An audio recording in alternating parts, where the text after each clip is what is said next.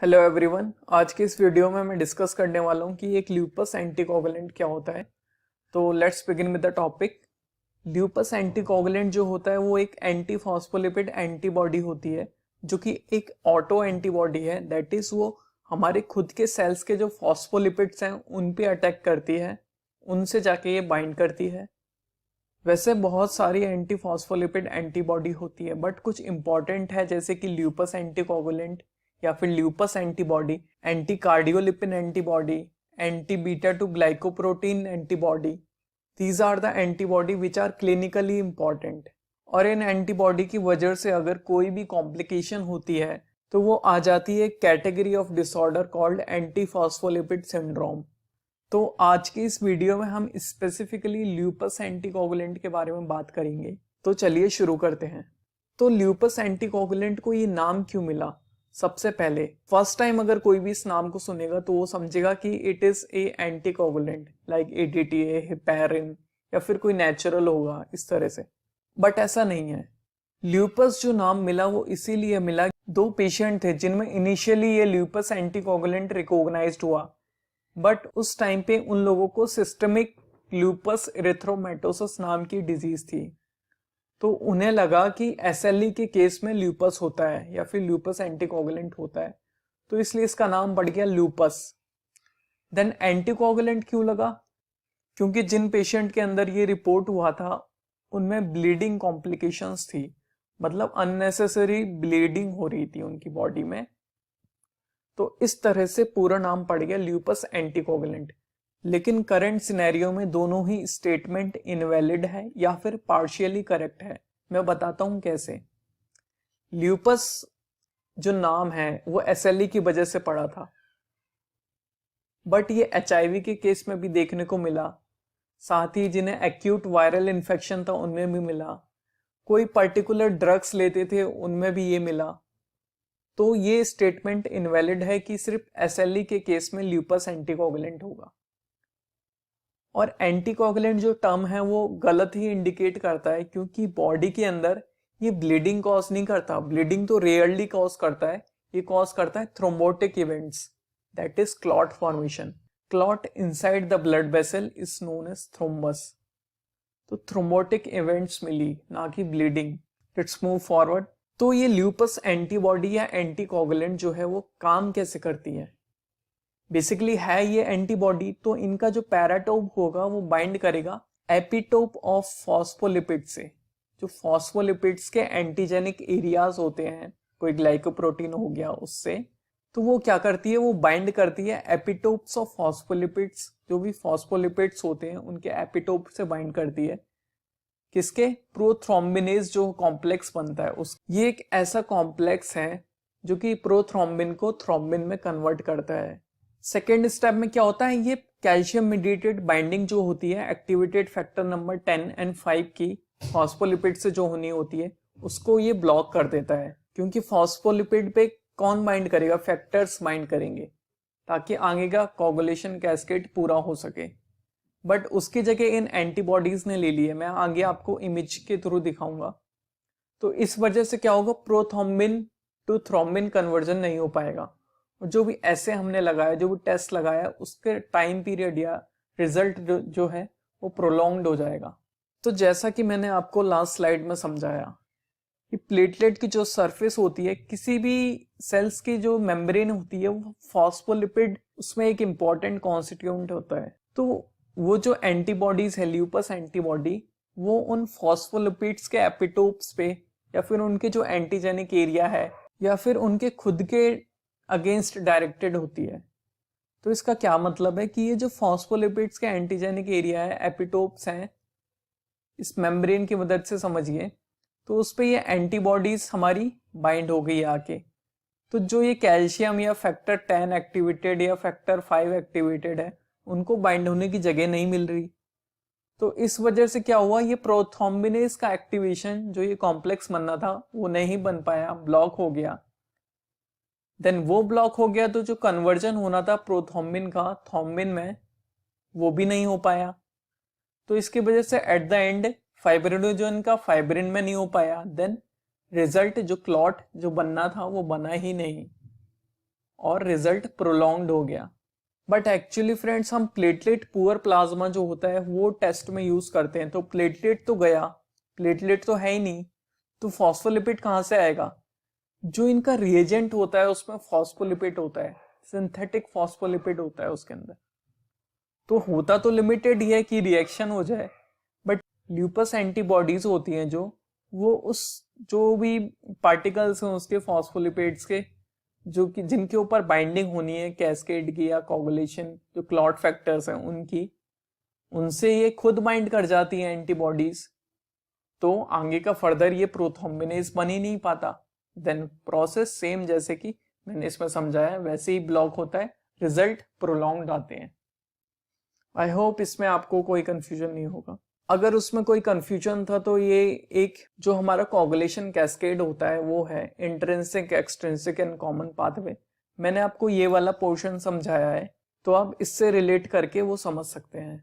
Friends, clinical symptom क्या होते हैं अगर किसी का ल्यूपस एंटीकोगुलेंट डायग्नोस हुआ है? तो पहली बात मैंने बताया था थ्रोम्बोटिक इवेंट्स कॉज करता है वो इन वीवो, मतलब बॉडी के अंदर क्लॉट बन रहे हैं, अननेसेसरी क्लॉट बन रहे हैं, वेन्स में बन रहे हैं, आर्टरी में बन रहे हैं, रिकरेंट अबॉर्शन हो रहा है या फीटल डेथ हो रही है, पेट के अंदर ही बच्चा मर जा रहा है, फीमेल कंसीव तो कर रही है but first trimester, second trimester death हो जा रही है जो फीटस है उसकी, और इसका रीजन भी अननोन सा रहता है।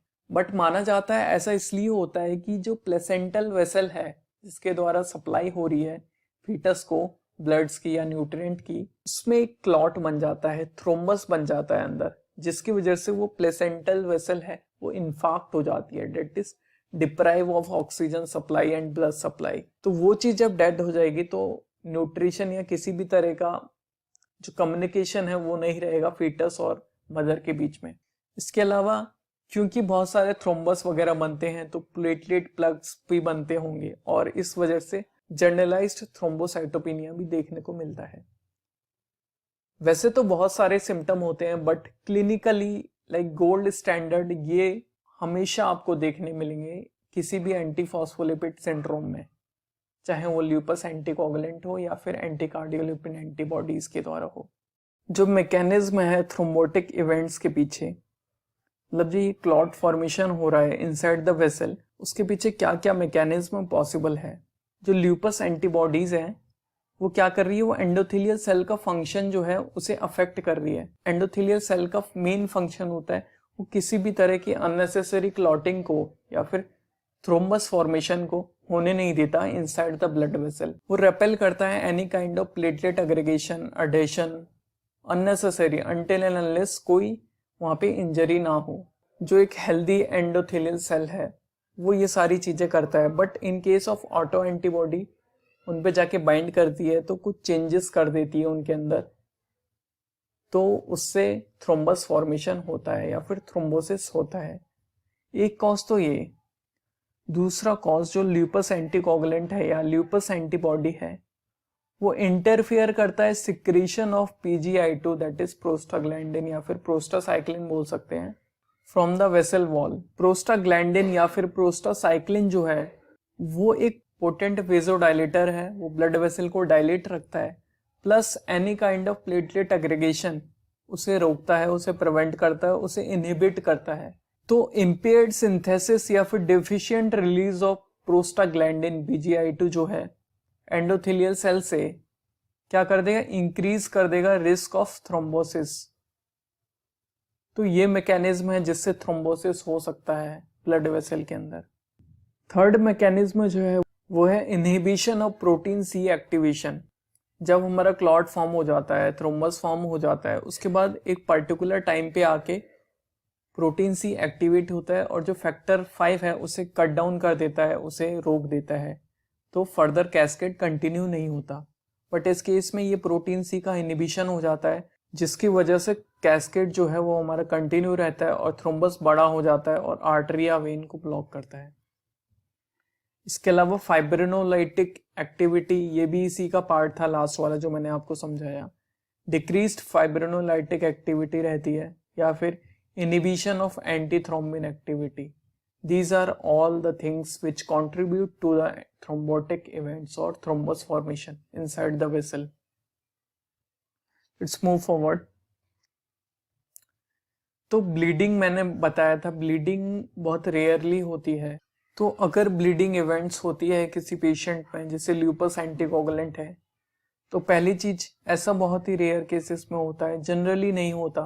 नॉर्मल फेनोमेना थ्रोम्बोटिक इवेंट्स का है, दैट इज थ्रोम्बस फॉर्मेशन का है, ना कि ब्लीडिंग का है। तो ऐसा इसलिए होता है जो प्रोथ्रोम्बिन है उसके अगेंस्ट भी ये एंटीबॉडी बाइंड कर सकती है कुछ केसेस में, और ऐसे कॉम्प्लेक्स बन जाते हैं। बट ये कॉम्प्लेक्स जो है उतने ही जल्दी क्लियर कर दिए जाते हैं by the means of macrophages और जो भी हमारा क्लियरिंग सिस्टम होता है बॉडी का उससे, ताकि ये इम्यून कॉम्प्लेक्स डिपोजिशन ना हो कहीं पे भी। तो इस चीज को बोलते हैं हाइपोप्रोथ्रोम्बिनेमिया ल्यूपस एंटीकोगुलेंट सिंड्रोम। इसके बारे में आप ज्यादा पढ़ सकते हैं, but this is not a common phenomena, it is rare. Now look at the laboratory diagnose of lupus anticoagulant. हम लैब में डायग्नोसिस कैसे करेंगे कि इसे ल्यूपस है? As per the recommendation of ISTH, that is international society of thrombosis and haemostasis. तो first of all कोई भी फॉस्फोलिपिड डिपेंडेंट क्लॉट बेस ऐसे हमें करना होगा, जैसे कि हो गया EPTT। इसमें अगर प्रोलॉन्ग्ड आ रहा है, नॉर्मल EPTT 35 to 40 सेकेंड्स होता है, बट अगर रिजल्ट्स प्रोलॉन्ग्ड आ रहे हैं, दैट मीन्स ल्यूपस एंटीकोगुलेंट होने के चांसेस हैं। बट हमको रूल आउट करना होगा कि कोई फैक्टर डेफिशिएंसी या कोई इनहिबिटर नहीं है, तो इसके लिए हम मिक्सिंग स्टडीज भी करते हैं। ये सारे कोगुलेशन बेस्ड टेस्ट होते हैं, इनके बारे में मैं एक अलग वीडियो में बात करूंगा। बट जो गोल्ड स्टैंडर्ड है या टेस्ट ऑफ चॉइस है, जो स्क्रीनिंग या कंफर्म करता है ल्यूपस एंटीकोगुलेंट को, वो है the diluted Russell's viper venom time test, DRVVT short में बोलते हैं इसे। It is the most important, and exam में भी अगर ये पूछा जाता है तो आपको यही लिखना है, test of choice for lupus anticoagulant is DRVVT। Now हम बात करते हैं बेसिक्स की, DRVVT क्या है? DRVVT जैसा कि नाम बता रहा है, diluted Russell's viper venom test. जो वाइपर होता है उसका वेनम जो होता है ना, वो थ्रोम्बस फॉर्मेशन में बहुत ही माहिर होता है या फिर बहुत हाईली पोटेंट होता है इस चीज में। तो जो इसके स्क्रीनिंग रिएजेंट होता है उसमें क्या होता है, फॉस्फोलिपिड होता है एक लिमिटेड अमाउंट में, प्लस रशल वाइपर वेनम होता है डाइल्यूटेड। वहीं जो उसका कंफर्मेशन रिएजेंट होता है उसमें same amount of Russell viper venom होता है, बट एडिशनली फॉस्फोलिपिड थोड़ा ज्यादा होता है। ये जो दो रिएजेंट आते हैं वो किट के साथ आते हैं, तो इनके बारे में हमें अब बेसिक पता है। अब बात करते हैं प्रिंसिपल की। तो प्रिंसिपल क्या है? डाइल्यूटेड रशल वाइपर वेनम जो है वो क्या करता है, वो डायरेक्टली एक्टिवेट करता है फैक्टर 10 को in the presence of calcium, phospholipid and factor 5। तो जब ये सारी चीजें होंगी तो ये डायरेक्ट एक्टिवेट कर देगा और ये टोटल मिलके बन जाएगा प्रोथ्रोम्बिनेज कॉम्प्लेक्स, जिसकी वजह से जो प्रोथ्रोम्बिन है वो कन्वर्ट होगा थ्रोम्बिन में, फाइब्रिनोजन है कन्वर्ट होगा फाइब्रिन में, एंड क्लॉट फॉर्मेशन होगी। ये नॉर्मल प्रिंसिपल है। इसके लिए पूरा कैस्केड इनिशिएट होने की जरूरत नहीं होती है, वो डायरेक्ट कॉमन पाथवे से हमारी कहानी शुरू होती है। तो ये जो था वो हमारा नॉर्मल केस था, ऐसा नॉर्मली होता है। बट ल्यूपस एंटीकोगुलेंट में क्या होता है, जो फॉस्फोलिपिड कंटेंट होता है वो तो लिमिटेड होता है। मैंने बताया था जो स्क्रीनिंग का रिएजेंट है उसमें फॉस्फोलिपिड कंटेंट है वो नॉर्मल है, प्लस जो वेनम है वो है। तो नॉर्मल कंटेंट है तो ल्यूपस एंटीबॉडी होती है, वो उनको उन फॉस्फोलिपिड मॉलिक्यूल्स को बाइंड कर लेगी। तो अभी कुछ तो बचा नहीं है जिसके ऊपर कैस्केड खड़ा होगा पूरा, तो ये पाथवे भी ब्लॉक हो जाएगा, ये भी ब्लॉक हो जाएगा, देन ये भी ब्लॉक हो जाएगा। तो क्या क्लॉट बनेगा? नहीं, क्लॉट नहीं बनेगा।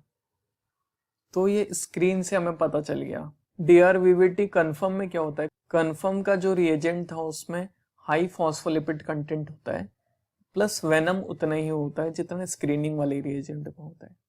तो इसमें क्या होता है, इसमें भी सारी चीजें सेम होती है, बट जो एंटीबॉडी है यहाँ पे, क्योंकि यहाँ पे हाई फॉस्फोलिपिड कंटेंट है तो फिर वो न्यूट्रलाइज हो जाती है, मतलब यूज हो जाती है और बाइंडिंग के लिए हमें स्पेस मिल जाता है जिस पे कैस्केड रेज होता है। तो देन ये पाथवे भी सही गया, फिर कन्वर्जन इसका भी हुआ, फाइब्रिन बना, देन क्लॉट बना, तो ये कंफर्म हो गया। तो फ्रेंड्स, स्क्रीनिंग और कंफर्म दोनों का रिजल्ट आने के बाद एक रेशियो निकालते हैं हम पर्टिकुलर। देन वो रेशियो की वैल्यू आपको मैनुअल्स में मिल जाती है। देन उससे ज़्यादा है तो डेट मीन्स ल्यूपस एंटीकोगुलेंट है, और कम है तो नहीं है। तो this is the gold standard test for lupus anticoagulant. I hope इस वीडियो में आपको थोड़ी बहुत जानकारी मिली हो। इन कोगुलेशन बेस्ड टेस्ट या फिर कोगुलेशन पाथवे जो भी होते हैं उनके बारे में एक डिटेल वीडियो में बात करूंगा। आज की वीडियो में इतना ही। Thank you so much for watching.